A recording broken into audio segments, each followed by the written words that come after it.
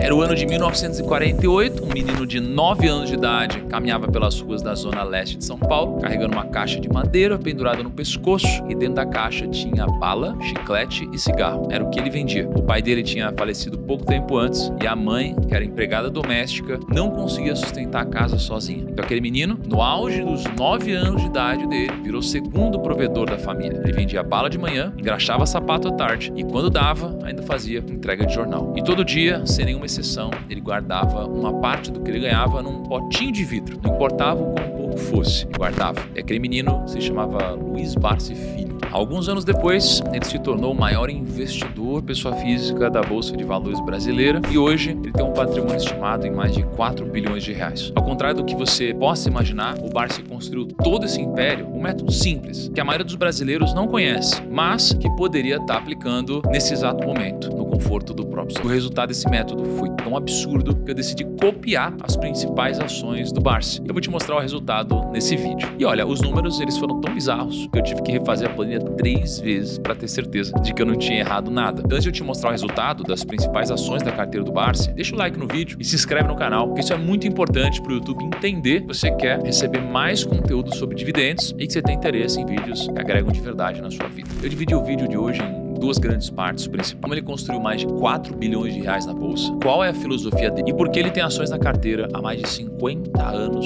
sem vender. E segundo, eu vou te mostrar o resultado de uma carteira de investimentos que tem as principais ações do Barsi. Quanto essa carteira rendeu contra o Ibovespa, contra o CDI e contra a inflação. E bom, para você entender quem é o Luiz Barsi de verdade e como ele conseguiu esse império de dividendos, preciso voltar um pouquinho no tempo para a zona leste de São Paulo em 1948. Aquele menino de 9 anos vendendo bala não era um menino qualquer. No próprio livro do Barsi, O Rei dos Dividendos, ele conta que mesmo aos 9 anos, ele já tinha uma intuição que ia definir o resto da vida dele. Ele percebia que algumas pessoas trabalhavam de noite e nunca saíam do lugar, e outras pareciam ter alguma coisa funcionando por elas enquanto elas dormiam. Ele não entendia o que era essa coisa, mas ele sabia que ela existia. E aos 14 anos, ele largou de vez a venda de bala e foi trabalhar como office boy. A sorte dele foi ele ter sido office boy numa corretora. Mais especificamente, no lugar chamado Bolsa Oficial de Valores de São Paulo, que muito tempo depois viraria a B3, que a gente conhece hoje. E foi ali, dentro daquele ambiente, vendo os ricos comprarem e venderem ações o dia inteiro, que o Barsi entendeu o que era aquela coisa. E eu reparei que tinha um tipo de gente que vivia muito bem sem trabalhar todo dia. Eles tinham ações, e essas ações pagavam dividendos para eles, mês após mês, sem que eles precisassem fazer nada. E naquele momento, o Barsi entendeu que ele precisava comprar ações para viver de dividendos.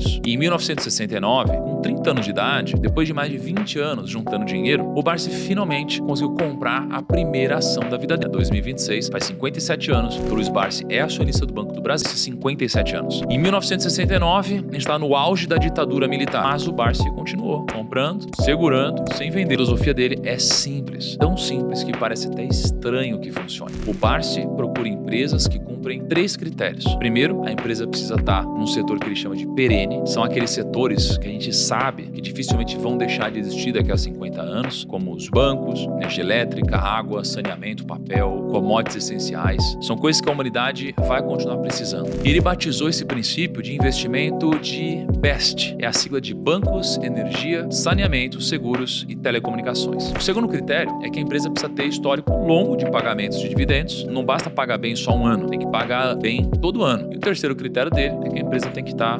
Foi essa estratégia que o Barsi usou para comprar Banco do Brasil em 69, Klabin nos anos 80, foi isso que ele fez com a Unipar lá em 2015, quando ninguém queria saber dessa empresa. E é com base nessa filosofia que existem hoje algumas ações que o Barsi tem há muitos anos na carteira, algumas há décadas. E foram exatamente essas ações que eu usei para fazer a carteira desse vídeo. Mas antes de eu te mostrar o resultado, eu preciso te dar alguns disclaimers e ser muito honesto com você. Eu não quero que você assista esse vídeo e saia comprando as mesmas ações do Barsi, acreditando que você descobriu um atalho mágico para ficar rico. Esse backtest foi feito olhando a performance dos últimos 15 ou 16 anos, porque a gente sabe que o Barsi tem essas ações pelo menos há esse tempo. Então, agora bora para os números. Premissas. Eu estou usando aqui o período do dia 4/1 de 2010 até 8/5 de 2026. São então 3.836 pregões, são 16,3 anos cobertos e cada ativo pesa 1/6 da carteira. Eu usei um capital hipotético de R$100, né? Então base 100, coloquei os dividendos reinvestidos aqui. Quais são esses ativos? Banco do Brasil, CEMIG, Zae, Klabin, Taesa e Unipar. E aí eu comparei com os 3 benchmarks que eu comentei, né? São as ações, Ibovespa, CDI e IPCA. A gente, sem rebalancear a carteira, R$100 teriam virado 1.394. Rebalanceamento é assim, uma ação subiu demais, aí eu equiparo as duas. Então, sem fazer isso, eu teria 1.394. Um retorno de 1.294%, que daria 17,5% por ano de crescimento composto, que é coisa muito alta. E 3 vezes o CDI, que já é alto e foi muito alto nos últimos períodos. Se eu fizesse uma carteira com rebalanceamento anual, então fechou o ano, eu equiparo todas essas ações, aí o rendimento teria sido uma loucura. Teria sido 2.008%, crescimento de 20,5% ao ano, quase 8 vezes o Ibovespa e quase 5 vezes o CDI. Então veja que enquanto o rendimento aqui rebalanceando foi 2.000%, o Ibovespa rendeu 165%. Enquanto a carteira do Barsi foi mais ou menos 2.008%, a inflação foi 148%. Então, ele tem um rendimento muito alto acima da inflação. Se eu fosse pegar a performance de cada um dos ativos, o Unipar foi definitivamente o que teve o maior retorno, né? A gente está falando de 3.400% de retorno. Um crescimento de 24% ao ano. Isso aqui é colossal. 13 vezes o Ibovespa. Se eu pegar a Taesa, foi o segundo maior rendimento, deu 1.899%. Aí eu tenho os outros rendimentos um pouco menor. Vale dizer que é o seguinte, foi o que menos rendeu por causa do período recente. Mas se fosse cortar para ano passado, esse número já teria sido completamente diferente, tá? O que a gente tem que tirar daqui, né? Alguns pontos principais. Mesmo na carteira pura de ações, o rebalanceamento retornou rendimentos maiores do que sem rebalancear. Então, se tem um portfólio diversificado e você ir rebalanceando ele com o tempo, te deu mais dinheiro do que comprar e pronto. Segundo ponto, sem rebalanceamento, rendeu 5,25 vezes o Ibovespa, como eu já disse, e o retorno anual foi muito forte. Foi um retorno de 11,4% ao ano. Mas com rebalanceamento anual, o retorno subiu para 13,99% acima da inflação. Então, hoje, é meio que um consenso entre talvez alguns dos maiores investidores do Brasil, analistas, que um dos melhores investimentos disponíveis no Brasil, Tesouro IPCA. Você consegue investir IPCA mais 7, IPCA mais 8, e a gente não vê números como esses